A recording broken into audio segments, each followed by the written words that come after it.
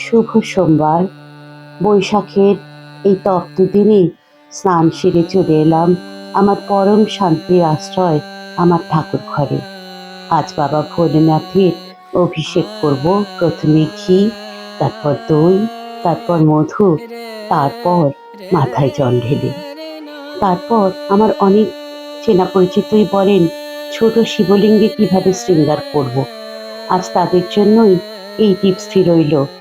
চন্দন বেটে আরো কিছু জিনিস মিশিয়ে নিয়েছি, সেটা একটা অন্য ভিডিওতে বলবো।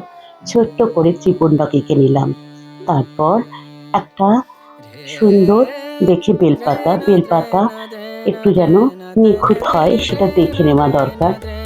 তারপর আকন্দের মালা ধূত্র দিয়ে জলঝারি টুপটুপ করে পড়তে থাকা জল ঠাকুর ঘরে যেন ভীষণ সুন্দর একটা আবহাওয়া রচনা করে।